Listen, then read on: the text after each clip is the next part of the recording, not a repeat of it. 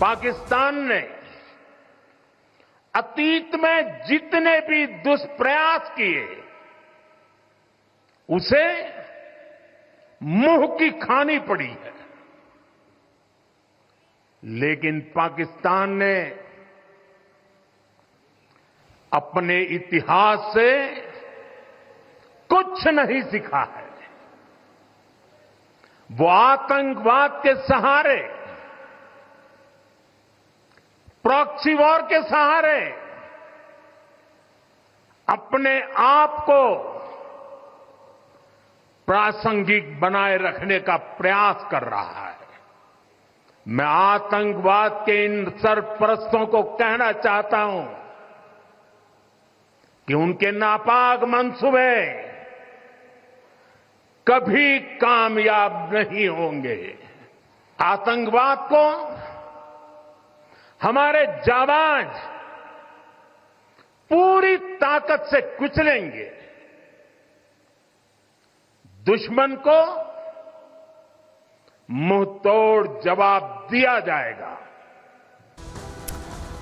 और इधर प्रधानमंत्री नरेंद्र मोदी ने सुबह ही कहा था कि मुंह तोड़ जवाब दिया जाएगा और इसी से मुताल्लिक अब एक बड़ी खबर आ रही है। एलओसी पर एक पाकिस्तानी ड्रोन जो है वो मार गिराया गया है। तो आप ये देखिए कि सुबह इधर कहा जाता है और इधर एक्शन हो जाता है।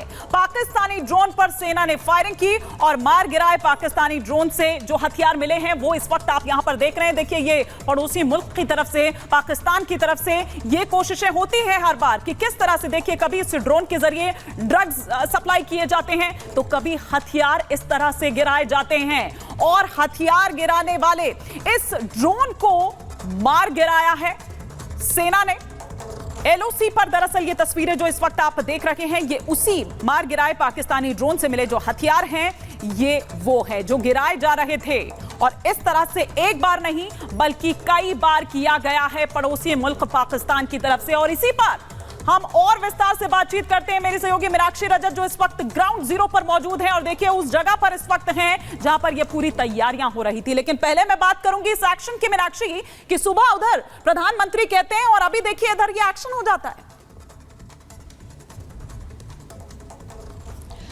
बिल्कुल, देखिए प्रधानमंत्री नरेंद्र मोदी, क्योंकि ये 25 साल में पहली बार ऐसा हुआ कि प्रधानमंत्री कोई आए यहाँ पर, प्रधानमंत्री नरेंद्र मोदी यहाँ पर पहुंचे हुए थे और उन्होंने न केवल नमन किया, श्रद्धांजलि अर्पित की, बल्कि यहाँ से एलओसी पार बैठे उन तमाम आतंकी आकाओं को ये याद दिला दिया है कि आपने जो किया वो कभी नहीं होने वाला है। और प्रधानमंत्री ने इस बात का भी जिक्र किया कि देखिए पहले जहां हम शांति का प्रयास कर रहे थे और वहीं दूसरी तरफ देखिए किस तरीके से अशांति फैलाने की यहाँ पर जो साजिश रची जाती है, क्योंकि सत्य की ही विजय होती है, असत्य हमेशा पराजित होता है। और यही वजह रही कि 1999 के कारगिल वॉर में परास्त होता है पाकिस्तान। 1999 फरवरी की अगर हम बात कर ले तो लाहौर समझौता उस वक्त हुआ था। लाहौर समझौते में साफ तौर पर यह कहा गया था कि कोई भी जम्मू कश्मीर या श्रीनगर को लेकर के आप बल का प्रयास नहीं करेंगे, बल्कि शांतिपूर्वक इससे सुलटाने की कोशिश करेंगे, इससे निपटाने की कोशिश करेंगे। लेकिन उसके 2 महीने बाद जब हम देखते हैं कि आखिरकार किस तरीके से एक पूरा जो प्लान है वो रचा गया था, वो बसा गया था, तो उसे लेकर के आज प्रधानमंत्री ने साफ तौर पर यहां से ये कह दिया है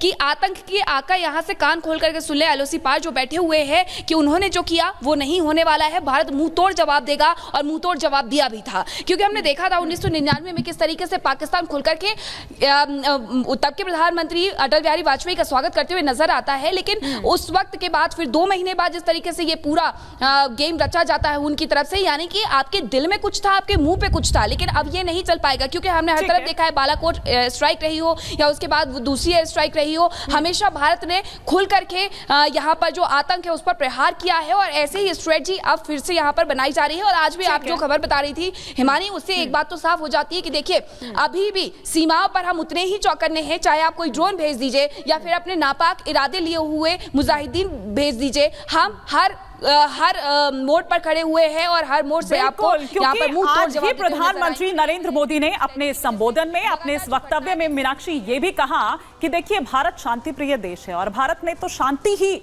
उस वक्त भी चाह रहा था, लेकिन एक अविश्वासी चेहरा जो है वो पाकिस्तान की तरफ से दिखाई दिया, वो पड़ोसी मुल्क की तरफ से दिखाई दिया। उसने दरअसल जो आप ये कहिए कि विश्वासघात एक जो है वो दरअसल किया था। लेकिन अभी आप जिस जगह पर हैं हम देख रहे हैं, क्योंकि तैयारी इस तरह से की गई है, मैं चाहूंगी कि आप उस जगह की तस्वीर तस्वीरें भी दिखाएं। आपने कल भी वो तस्वीरें दिखाई थी, हमने दिखाई थी अपने दर्शकों को कि किस तरह से ये 25वीं वर्षगांठ मनाई जा रही है, वो विजय गाथा दिखाई जा रही है। बाकायदा एक डॉक्यूमेंट्री भी रिलीज की गई है।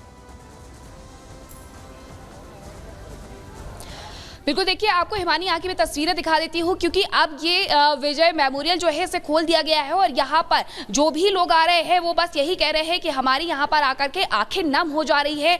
सुबह से आने का सिलसिला यहाँ पर इसी तरीके से जारी है और लोग अभी भी रुकने का, थमने का नाम नहीं ले रहे हैं। वो कह रहे हैं कि अगर हमें एक मौका मिला है तो हम ज़रूर यहाँ पर दर्शन करेंगे, उन वीर सपूतों को नमन करेंगे जिन्होंने हमें इस देश को सुरक्षित रखा और हमारे देश के लिए बलिदान दिया है। और यही वजह है कि लोग अभी भी यहाँ पर इसी तरीके से पहुँच रहे हैं। खास तैयारियां की गई थी और यहां से बस उस तरफ अगर मैं आपको दिखाऊं तो वहां वीर भूमि है और उन शिलाओं पर उन वीर शहीदों के नाम अंकित किए गए हैं जिन्होंने अपने देश के खातिर अपना सब कुछ न्यौछावर कर दिया। प्रधानमंत्री आज आए, न्यौछावर कर दिया और यही कारण है कि इन्हीं की बदौलत, इन्हीं बलिदान की बदौलत, इन्हीं कुर्बानियों की बदौलत हम वहां वो किला फतेह कर पाए थे और जो भी वो चोटियां जिन पर कब्जा जमा लिया था, उन चोटियों को वापस पा पाए और उसके लिए एक लड़ाई भी लड़ी। बहुत शुक्रिया मीनाक्षी इन तस्वीरों के लिए और आपका भी इस जानकारी के लिए बहुत शुक्रिया।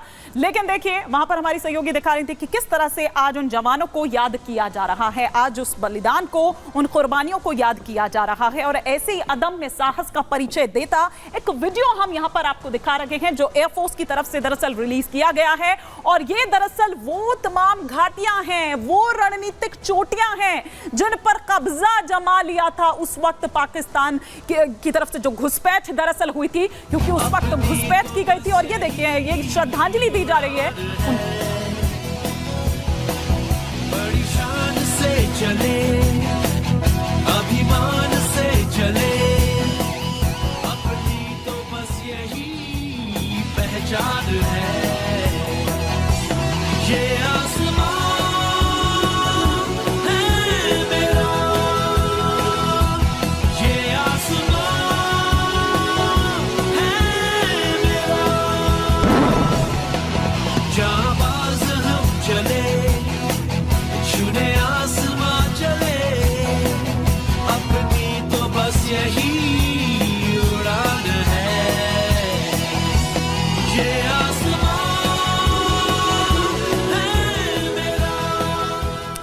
तो ये वायुसेना ने दरअसल जो श्रद्धांजलि दी है और वो अदम्य साहस का परिचय किस तरह से ये पूरी विजय गाथा इस पूरी डॉक्यूमेंट्री के जरिए आप यहां पर देख सकते हैं। लेकिन जिन्होंने वो बलिदान दिया या फिर यूं कहिए कि जो हीरो रहे इसके, एक एक कर सिलसिलेवार तरीके से वो आपके टेलीविजन स्क्रीन पर अब यहां पर आ रखे हैं। सबसे पहले हम बात करते हैं कैप्टन विक्रम बत्रा की, परमवीर चक्र से सम्मानित, मरणोपरांत उनको ये परमवीर चक्र जो दिया गया 13 JK राइफल के विक्रम बत्रा की अगर यहां पर बात की जाए तो यूं तो देखिए ऐसे वो 527 जवान थे, वो 527 कुर्बानियां थी जो दरअसल हमें देनी पड़ी थी। लेकिन ये जो इस युद्ध के नायक रहे और आपको याद होगा कैप्टन विक्रम बत्रा का वो स्लोगन भी, ये दिल मांगे मोर, जिसमें वो और की चाहत यहां पर रख रहे थे। और ये ग्रेनेडियर योगेंद्र यादव परमवीर चक्र से सम्मानित 18वीं ग्रेनेडियर्स। ये इस वक्त हम आपको सिलसिलेवार तरीके से दिखा रखे हैं कि कौन कौन वो चेहरे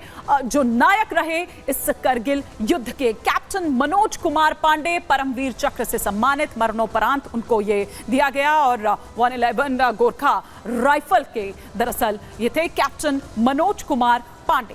इसके अलावा अगर हम यहां पर बात करें तो कैप्टन अमोल कालिया वीर चक्र से उनको सम्मानित किया गया था। मरणोपरांत ये वीर चक्र जो है वो उन्हें दिया गया और आज भी परिवार के जो जख्म हैं वो आज भी उसी तरह से हरे हैं। भले ही 25 साल हो गए हों अमोल कालिया को अपने परिवार तो छोड़े। इधर लेफ्टिनेंट बलवान सिंह की बात करें तो महावीर चक्र से उन्हें सम्मानित किया गया। तो ये वो नायक जिन्होंने करगिल युद्ध में एक अहम भूमिका जो है वो निभाई। यूं तो कई और ऐसे नायक रहे, यूं तो कई और ऐसी कुर्बानियां रही, लेकिन ये वो जिन्होंने फ्रंट पर रहकर ये युद्ध लड़ा था।